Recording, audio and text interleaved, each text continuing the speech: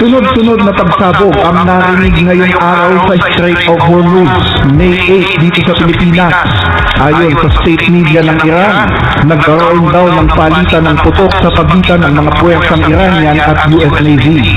Yan ay matapos umanong paputukan ng puwersang Amerikano ang isang Iranian oil tanker na may pangalang MT Hasna na naglalayag sa coastal waters ng kanilang bansa. Disabled na ngayon ang tanker na ito. Gumamit kasi ang US Navy ng isang SA-18 Super Hornet mula sa USS Abraham Lincoln para sirain ang rudder ng barko.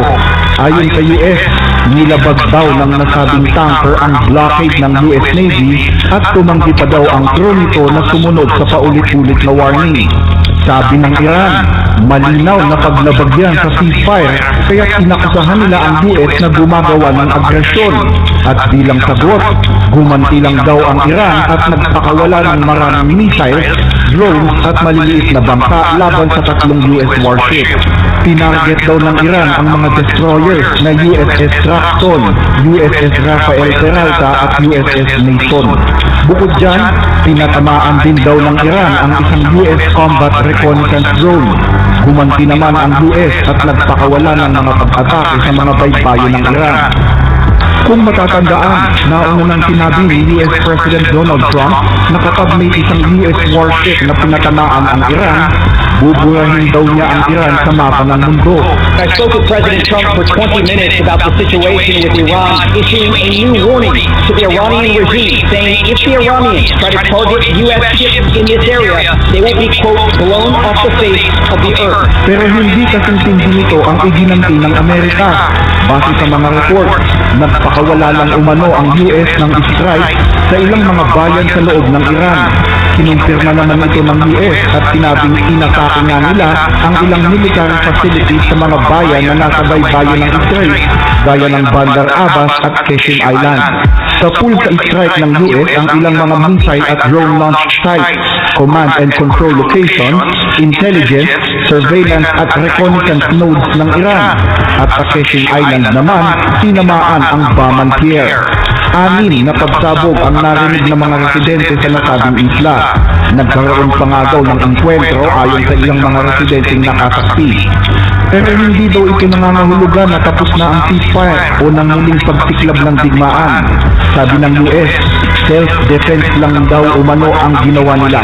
Hindi umano hangad ng US na palalain ang tensyon, pero tiniyak nila na mananatili silang handa para protektahan ang mga puwersang Amerikano sa dagat. Wala rin nga paulat na anumang casualty sa pag-atake ng US. Ayon sa media ng Iran, tuloy pa nga daw ang normal na buhay ng mga tao sa nasabing mga lugar. Nag-react naman si US President Donald Trump sa gantihang ito na tinawag niyang love tap o banayad na hampas lang daw ng Iran. Ayon sa kanya, hindi naman daw naapektuhan ang mga barkong pandigma ng Amerika sa mga ginawa ng Iran. At sa halip, nagtagumpay pa nga daw ang US Navy na wasakin ang ilang mga maliliit na bangka ng Iran na ipinalit nila sa kanilang lumubog na Iranian Navy.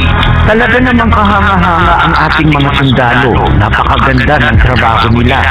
Kasalukuyan pa rin tayong nakikipagnegosasyon sa mga Iranian. At siguro nabalitaan nyo na pinadala natin yung tatlo nating destroyers at pinatamaan sila ng matindi. Walang nangyaring anuman sa ating mga destroyers. Wala rin nasaktan sa ating mga tauhan nung pinaputukan nila tayo at gumanti tayo ng putok sa kanila. Higit na mas malakas ang ating firepower kaysa sa kanila. Kaya matindi yung naging tama sa kanila. Marami tayong napabagsak na maliliit na bangka. Mga maliliit na bangka o mabibilis na bangka ang tawag natin sa kanila. Maliliit at mabibilis. At may mga nakakabit na armas sa harapan. Yan ang ipinalit nila sa kanilang Navy. Noon meron silang 159 na bangka. Pero ngayon wala na. Nasa ilalim na lahat ng dagat. Kaya pinalitan nila yon at tinawag nilang fast boat. Mabibilis yung mga bangka na yon, kaya malaking bagay. Machine gun lang ang nasa unahan. Marami tayong nawasak ngayon sa mga yan. Kahapon 8. Umaabot sa 8 kada araw ang average. At ganyan yung mga taong kinakaharap natin. Kaya napakasimple lang nito. May nagtanong ano daw ang plano ko. Sabi ko napakasimple lang naman ang plano. Hindi pwedeng magkaroon ng nuclear weapon ang Iran. Hindi pwedeng magkaroon ng nuclear bomb.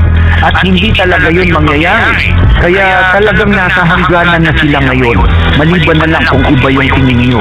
Sa tingin ko, kahit kayo, hindi kayo payag na magkaroon ng nuclear weapon ng Iran. Dahil sa lahat ng ginagawa ninyo at ginagawa namin, hindi magiging maganda kapag nagkaroon sila ng ganun. Hindi natin ibibigay sa kanila ang karapatang magkaroon ng nuclear weapon. Zero chance. Alam nila yon at pumayag sila. Kaya titingnan natin kung handa na silang pumirma. Halos ganito din ang sinabi ni Pangulong Trump sa kanyang pinaka-latest na post sa social media, kung saan tinawag niyang mga baliw ang mga namumuno sa Iran. Tatlong world-class American destroyers ang matagumpay na nakakawid palabas ng Strait of Hormuz habang nasa gitna ng putukan. Walang anumang pinsala na natamo ang tatlong destroyers, pero matinding pinsala naman ang naidulot nila sa mga umaataking Iranian. Nawasak sila ng husto kasama ng mga maraming maliliit na bangka na ginagamit nila ngayon kapalit ng kanilang wasak na navy. Mabilis na napalubog sa dagat ang mga bangkang ito. Meron din silang mga missiles na pinakawalan sa ating mga destroyers, pero madali lang natin napabagsak yun. May mga drones din na dumating pero sinira natin sila habang nasa ere pa lang. Napakaganda ng pagbagsak ng mga ito sa karagatan, parang mga paru-parong bumabagsak sa sarili nilang libingan. Kung sa normal na bansa lang, hahayaan nilang makadaan ang tatlong destroyers na ito. Pero hindi kasi normal na bansa ang Iran. Pinamumunuan sila ng mga baliw. At kung magkakaroon sila ng pagkakataong gumamit ng nuclear weapon, gagawin nila yon ng walang pag-aalinlangan. Pero kahit kailan, hindi nila makukuha yung ganun. At kung paanong natalo natin sila ulit ngayong araw, mas matindi at mas barahas pa natin silang tatamaan sa hinaharap kapag hindi nila pinirmahan ang kasunduan. Ang ating tatlong destroyers, kasama ang kanilang mga mahuhusay na crew, ay nakipag-join na ulit sa ating naval blockade na isang tunay na pader na bakal. Pero kung sinasabi ni Trump na walang naapektuhan sa kanilang mga barko sa engkwentrong iyon, kabaligtaran naman ang sinasabi ng state media ng Iran. Ayon sa kanila, napintala daw ang mga US warships at napilitang umatras. Makalipas ang ilang minuto, may mga ulat na may mga pagsabog na narinig malapit sa Kuwait. Kasunod niyan ay may isang high-ranking official ng militar ang nagbalita na pagkatapos umano ng pag-atake ng hukbo ng Estados Unidos sa isang Iranian oil tanker, sinabi ng mga kaaway na sila ay nasa loob na ng pag-atake ng mga missiles ng Iran sa Strait of Hormuz. Sabi pa sa report, pagkatapos daw dumanas ng pinsala, napilitan silang umatras at tumakas. Samantala, nagalit naman ang ilang mga bansang Arabo dahil nagsisimula na naman daw ang Iran na atakihin sila. Bilang sagot kasi yan ng Iran sa muling pagsubok ni Trump na buksan ang Strait of Hormuz gamit ang tinatawag nitong Project Freedom. Ang Project Freedom ay isang US operation na binubuo ng nasa 15,000 sundalong Amerikano mula sa Navy at Air Force na ang layunin ay escortan ang mga barkong gustong dumaan sa Strait of Hormuz. Ayon sa report, nagulat daw ang mga Gulf states nang biglang i-announce ni Trump ang pagsisimula ng Project Freedom, kung saan nangamba ang Saudi at ang ilang mga bangkang Arabo na muli na naman daw silang idadamay ng Iran dahil dito. Kaya para ipakita ang pagtutol sa proyektong ito, hindi nila pinayagan ang US na gamitin ang kanilang mga base at airspace para sa Operation Project Freedom. At dahil dito, kung bakit bigla itong inihinto kahit kakaumpisa pa lang. According to an NBC News report citing two U.S. officials, Trump was forced to pause a major U.S. naval escort operation after Riyadh refused to cooperate. As per the report, Saudi Arabia used its control over critical airspace and military access to push back against a plan it believed could drag the Gulf deeper into a direct conflict with Iran. Kung matatandaan, biglang inihinto ang operasyong ito kahit isang araw pa lang ang nakakaraan. Ayon kay Trump, yun daw kasi ang kahilingan ng Pakistan at ng iba pang mga bansa at dahil na rin sa mga development na nangyayari sa kasunduan. Pero ang totoo, nahinto ang operasyon dahil sa pagtutol ng mga bansang Arabo sa Operation Freedom. Sinubukan pa umanong makipag-usap ni Trump sa Crown Prince ng Saudi na si Prince Mohammed bin Salman, pero hindi pa rin ito pumayag. Maging ang Prince Sultan Air Base ay hindi din daw ipinagamit. Maliban sa Saudi, hindi rin pumayag ang Kuwait na ipagamit ang kanilang airspace sa US. Mahalaga sana sa US ang mga airspace na ito dahil kung wala ang mga ito, mahihirapan sila sa logistics, air support at strategic risk ng operasyon.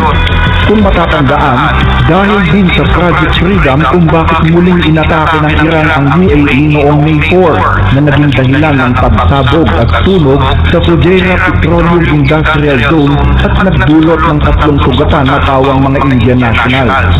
Maliban dyan, nag-iwan din ito ng ilang mga casualty sa gitna ng dagat at kabilang sa mga casualty na ito ang 7 Pilipinong sugatan na nasa ICU na ngayon at ginagamot. 3 sa kanila ang nasa seryosong kalagayan. Ang 7 Pilipinong tripulante ay lula ng container ship na CMA CGM San Antonio na may bandila ng Malta na tinamaan daw ng Iranian drone matapos nitong tangkaing dumaan sa Strait of Hormuz sa gitna ng pagpapatupad ng Project Freedom. Ginagawa naman sa ICU ang ilang sa 7 Pilipinong crew na nasugatan na atakihin ng isang barko sa Strait of Hormuz. Because merong explosion on board, yung drone attack, merong burn at gas inhalation in the process. Tatlo, in more serious condition na minomonitor din natin ngayon.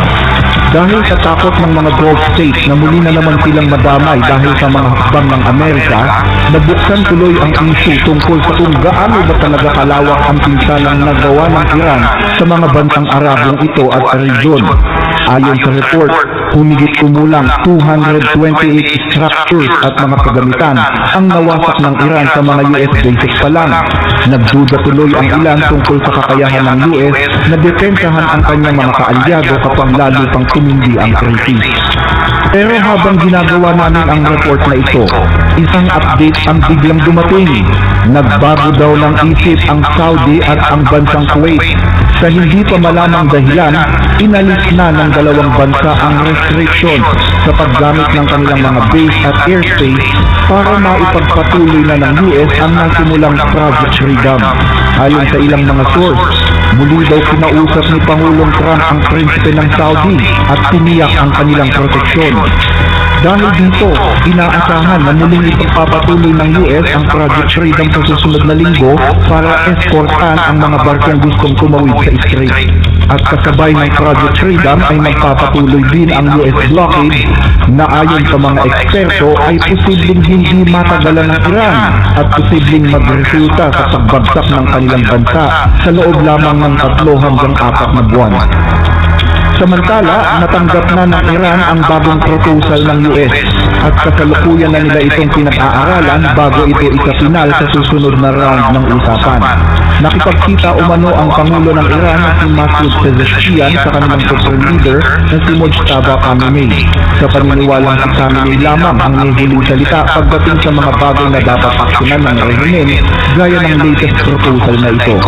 Ayon sa US, nakatokus daw ang Iran ngayon sa kahilingang ma-unfreeze ang nasa mahigit $200 bilyong na frozen funds ng Iran. Pero nangangamba ang US na baka gamitin lang ito ng Iran para muling palakasin ang kanilang missile arsenal gaya ng ginawa nila noong panahon ng Administrasyong Obama. Ayon sa isang opisyal sa US, ang mga Iranian ay parang mga isis na paulit-ulit na bumabalik at ginagawa ang gusto nilang gawin para makabuo ng nuclear weapon at gawing leader ng mundo ang kanilang bansa. Pinagtatawanan naman ng speaker ng Iranian Parliament na si Mohammad Ghalibaf ang mga sinasabi ni Trump na malapit na daw makabuo ng deal ang US at Iran. Ayon sa post ni Ghalibaf sa kanyang social media account, bigo ang Operation Trust Me Bro. Balik kayo ngayon sa dating Operation Fox Show. Ang salitang Fox Show ay nangangahulugan ng fake news ng pahayagang aksyon, habang ang Operation Trust Me Bro ay tumutukoy sa Operation Project Freedom. Pero kahit pinagtatawanan, buong-buo ang paniniwala ni Pangulong Trump na makukuha niya ang kanilang pakay, ang uranium enriched ng Iran na siyang pangunahing layunin ng gerang ito. Dahil dito, naniniwala ang mga eksperto na tila lalong nagiging masalimuot ang mga sitwasyon dahil naniniwala sila na malabong bumagsak ang rehimen ng Iran sa ngayon at mas lalong hindi nito isusuko ang mga uranium. Pero sagot naman ni Trump, Hi Mr. President, pwede niyo bang sabihin sa amin kung anong masasabi ninyo sa pagkuha daw ng mga uraniums mula sa Iran? Kukunin namin yon. Paano niyo kukunin? Basta kukunin namin yon. gayunman, hindi nawawala ang pag-asa kay Pangulong Trump na makakabuo at makakabuo din ng final na kasunduan ang Iran at ang US at makukuha ng US ang hinahanap nito. Pero para sa mamamayan ng Iran, lalo na sa mga Iranians na hindi pabor sa kanilang rehimen, ang final na kasunduang inaasam ng Amerika ay isang masamang balita. Naniniwala kasi sila na sa oras na makuha ng US ang lahat ng mga pakay nito sa Iran, sigurado umanong ibubuhos ng rehimen ang kanilang pagkadismaya at galit sa kanilang sariling mga mamamayan.